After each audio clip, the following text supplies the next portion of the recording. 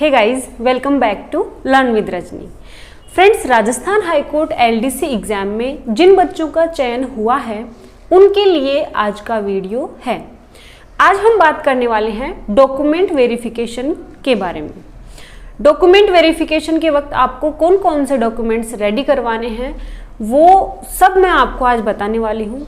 कई स्टूडेंट्स को एक तो कास्ट सर्टिफिकेट को लेकर काफ़ी ज़्यादा कन्फ्यूज़न है, एक कैरेक्टर सर्टिफिकेट्स को लेकर भी बहुत ज़्यादा प्रॉब्लम आप लोग फेस कर रहे हैं कि किससे बनवाना है, किससे नहीं बनवाना है।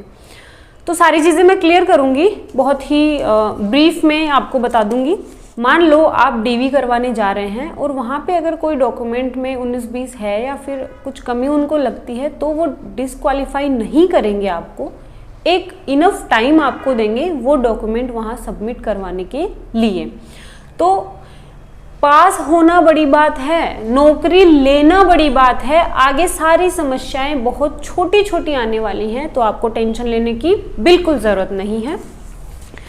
27 जून से 2 जुलाई तक आपके डीवी होने हैं जो कि जोधपुर होंगे, ठीक है। जो न्यू बिल्डिंग है हाईकोर्ट की वहाँ आपके डीवी होंगे। मैंने कौन कौन से डॉक्यूमेंट्स आपको चाहिए उसकी पीडीएफ का प्रिंट निकाल लिया है और उसके बाद मैंने इसको अच्छे से रीड किया है। आपको समझाने के लिए हर एक चीज़ क्लियर करूँगी। सबसे पहली बात आती है बर्थ सर्टिफिकेट की। तो अगर आपका बर्थ सर्टिफिकेट बनवाया हुआ है तो बर्थ सर्टिफिकेट या फिर सेकेंडरी, हायर सेकेंडरी या सीनियर सेकेंडरी की मार्कशीट या सर्टिफिकेट। अब देखो ऐसे होता था पहले, जब मैंने 10th और 12th की थी उस टाइम पे सर्टिफिकेट अलग आता था और मार्कशीट अलग आती थी, ठीक है। तो ऐसे अगर बच्चे हैं जिनकी 10th और 12th की मार्कशीट अलग है और सर्टिफिकेट अलग है तो आपको दोनों ही चीज़ें लेकर जानी है। तो बर्थ सर्टिफिकेट हो या फिर 10th 12th का सर्टिफिकेट और मार्कशीट हो, पहले सर्टिफिकेट और मार्कशीट अलग अलग होते थे और उसके बाद से, ठीक है, बाद में सर्टिफिकेट और मार्कशीट एक ही होने लग गई है। तो जैसा भी आपके पास है वो लेकर जाएंगे। बर्थ सर्टिफिकेट यानी वो डेट ऑफ बर्थ क्लियर करेंगे उससे।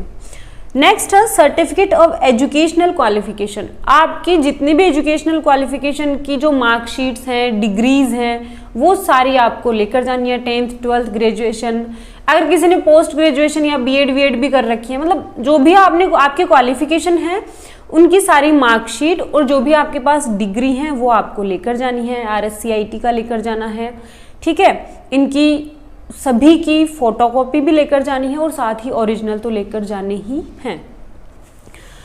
नेक्स्ट बात करती हूँ सर्टिफिकेट रिलेटिंग टू कैटेगरी। सबसे ज़्यादा कन्फ्यूजन आपको इसी चीज़ में हो रही है। जब हाईकोर्ट ने नोटिफिकेशन निकाला था इस भर्ती का तब भी उसने ये चीज़ क्लियर की थी कि जो कास्ट सर्टिफिकेट है वो कब से कब तक का होना चाहिए। मैंने क्लियर किया था उस टाइम पे भी, अभी मैं फिर से चीज़ें क्लियर कर रही हूँ कि OBC MBC, ठीक है, जो नॉन क्रीमिलियर में आते हैं उनका कास्ट सर्टिफिकेट 22 सितंबर 2022 यानी फॉर्म फिल करने की लास्ट डेट 22 सितंबर 2022 थी।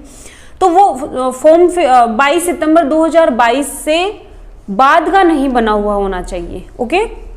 22 सितंबर 2022 से बाद का आपका कास्ट सर्टिफिकेट नहीं होना चाहिए।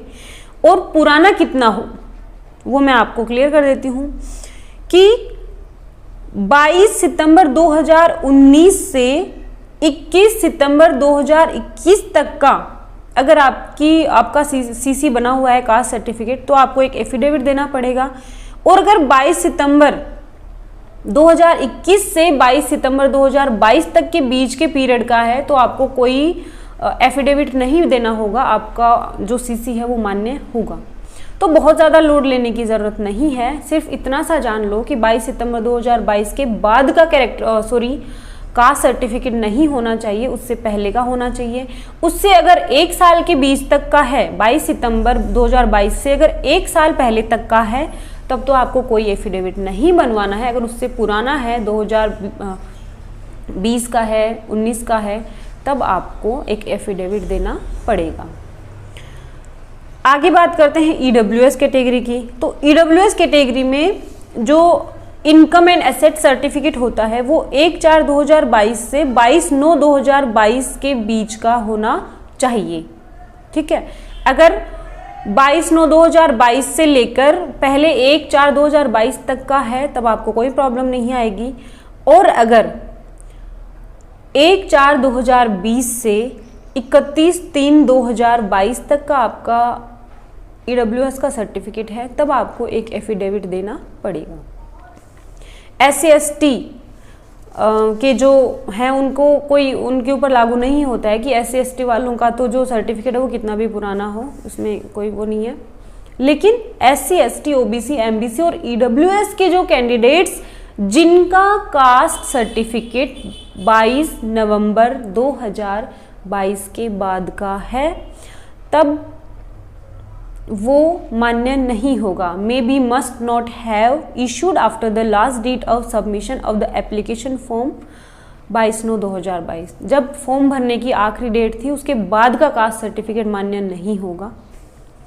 कोई मैरिड है तो वो मैरिड सर्टिफिकेट लेकर आएगा। ठीक है, और आपको कुछ एफिडेविट्स तैयार करने होंगे, जैसे कि चिल्ड्रन का। ठीक है, अगर आप मैरिड हैं तो मेरे 2 बच्चों से ज़्यादा बच्चे नहीं हैं, मैंने शादी में कोई डॉवरी नहीं ली है, मैं एक समय में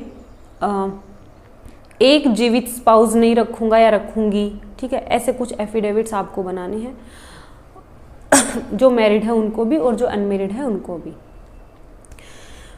लास्ट में आगे हम बात करते हैं documents relating to divorce and window.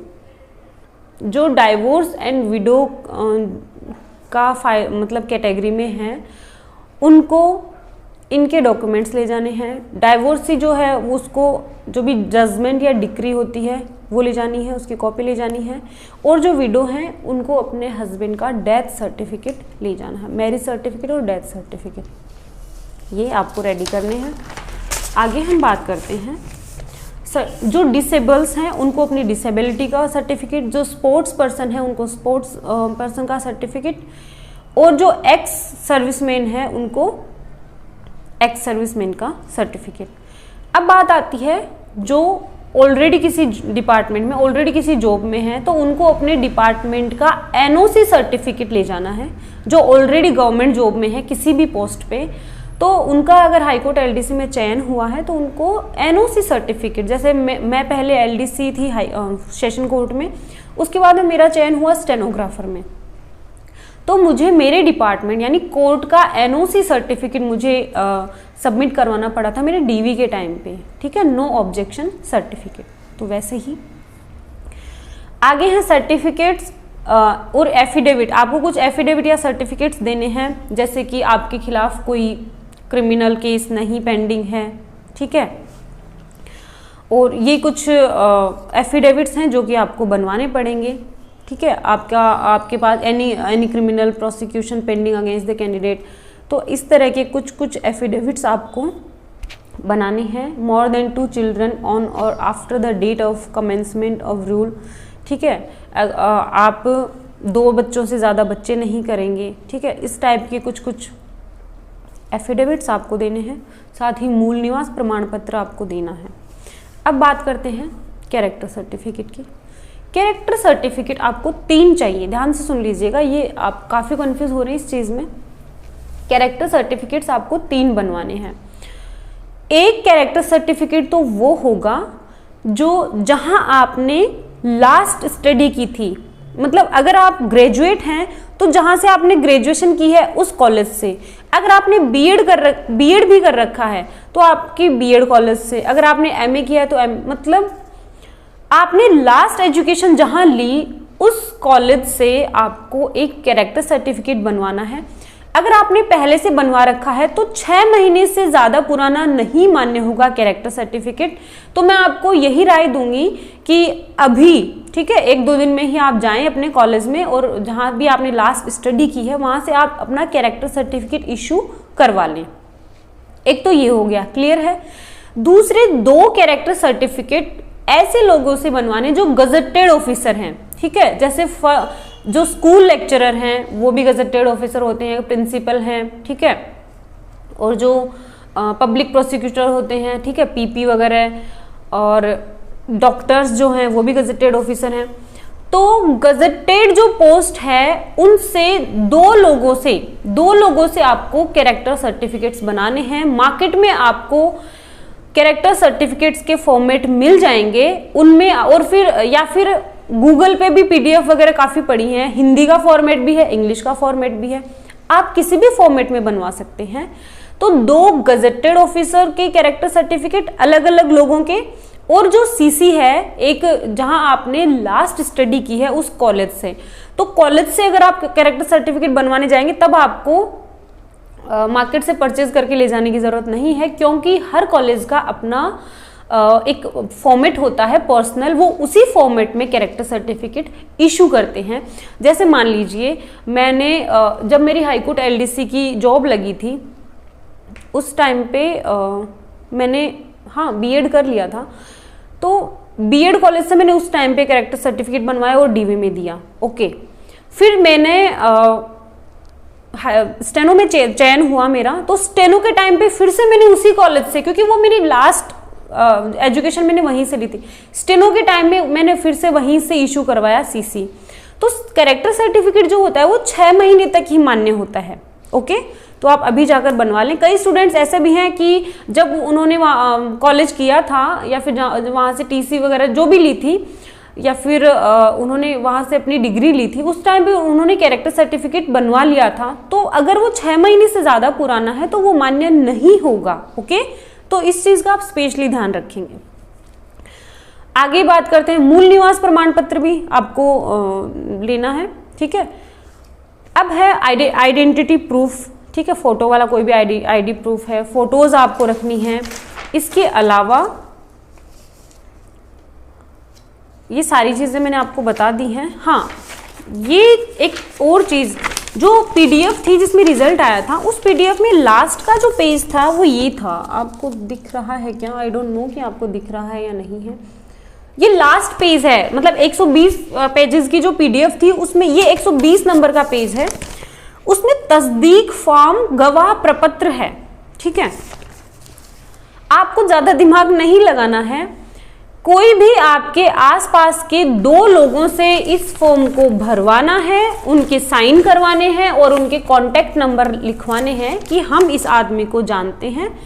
ठीक है, इसका चरित्र अच्छा है, यह किसी भी प्रतिबंधित राजनीतिक दल व सांप्रदायिक गतिविधियों में भाग नहीं लेता है। तो अब उसमें आपका जो परमानेंट एड्रेस है वहां के भी आप लोकल 2 लोगों को ले सकते हैं, जहां आप किराए के मकान में रह रहे हैं वहां से भी आप 2 लोगों को ले सकते हैं। लेकिन इस बात का आप ध्यान रखना कि परमानेंट एड्रेस से ही करवाओ तो ज्यादा बेटर है, क्योंकि जब आपका पुलिस वेरिफिकेशन होगा, जब इंक्वायरी करेगी पुलिस, तब आपको इन लोगों की जरूरत पड़ सकती है। तो मैं आपको यही राय दूंगी, मतलब मैंने कहाँ से करवाया था, मैं जयपुर में रह रही थी, तो जयपुर में मैंने नहीं करवाया था, मेरा जो होम टाउन था, परमानेंट एड्रेस मेरा जहाँ था वहीं से मैंने करवाया था। तो आप लोगों को भी मैं यही राय दूंगी कि आप भी वहीं पर ये करवाएं, कोई भी 2 लोकल लोगों को ले लें, अपने पड़ोसियों को ले लें, उनसे आप इसको फिल करवाएं और साइन करवाएं, मोबाइल नंबर लिखें। ठीक है, तो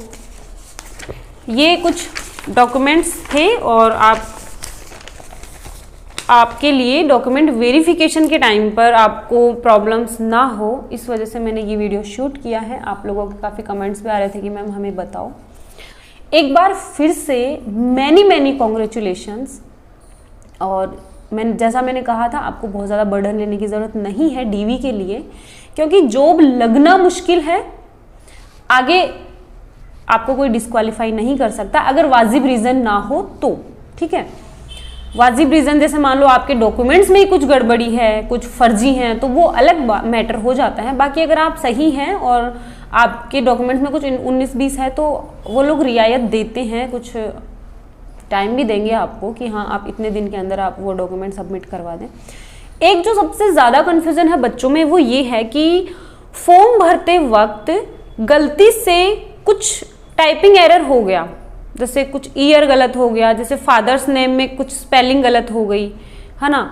अब वो डीवी करवाने जाएंगे तो उनके डॉक्यूमेंट्स में तो स्पेलिंग अलग है, या फिर कई लोगों में सरनेम भी जैसे चेंज हो गया, जैसे स्पेलिंग चेंज हो गई। ठीक है, तो आपको टेंशन लेने की ज़रूरत नहीं है। अगर ऐसी प्रॉब्लम आप फेस कर रहे हैं तब, क्योंकि मेरे साथ भी ऐसा हुआ है कि मेरी 10th की मार्कशीट में मेरी मॉम के नाम के आगे सैनी है और 10th के बाद जितने भी मेरे डॉक्यूमेंट्स हैं उनमें मॉम के नाम के आगे देवी है। अब पहले मैंने इतना ध्यान दिया नहीं, जब हाईकोर्ट एलडीसी का मैंने डीवी करवाया तब उन्होंने कहा कि 10th में तो मदर के नाम के आगे सैनी है और बाकियों में देवी है।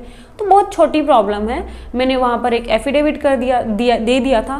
सेम ही ये सिचुएशन स्टेनो के डीवी के टाइम भी हुई थी मेरे साथ। तो वो बहुत ज़्यादा मैटर नहीं करती ये चीज़ें।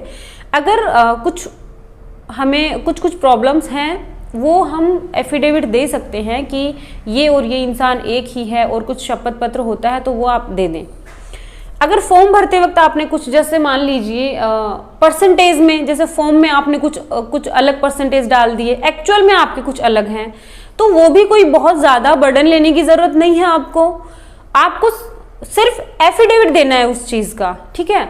जब तक कोई मेजर प्रॉब्लम नहीं होगी, मेजर प्रॉब्लम जैसे मान लो कोई फर्जी डिग्री है, कोई फर्जी मार्कशीट है, वो एक अलग मैटर है, उसमें वो डिस्क्वालीफाई करेंगे, ठीक है, उनको अगर वाजिब रीजन लग रहा है तो। बाकी अगर माइनर कुछ चीजें हैं, जेन्युइन कुछ प्रॉब्लम्स हैं, उनको वो आराम से आप एफिडेविट दे सकते हैं।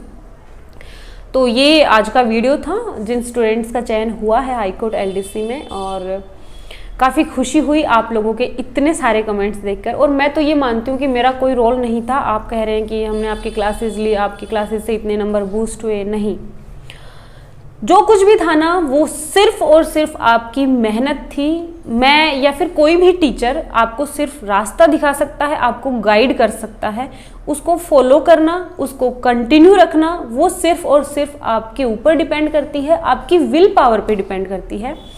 तो डीवी करवाइए, ज्वाइन करिए और एंजॉय करिए अपने इस डेस्टिनेशन को। हाँ, एक चीज़ मैं और बोलूँगी कि ये किसी ने सही कहा है कि मंजिलों में कुछ नहीं रखा है, रास्तों में एक अलग ही मज़ा होता है, और ये सच है। मतलब जैसे आपको मंजिल मिल गई, हाईकोर्ट एलडीसी आप बन गए हो, बट आप जब जॉब करने लग जाओगे तब आप याद करोगे अपने इस पीरियड को, जब आपने स्ट्रगल किया, जब आपने अपने फ्रेंड्स के साथ तैयारी की। तो मंजिल तो मिल ही जाएगी, लेकिन रास्तों का मजा भी लेना चाहिए।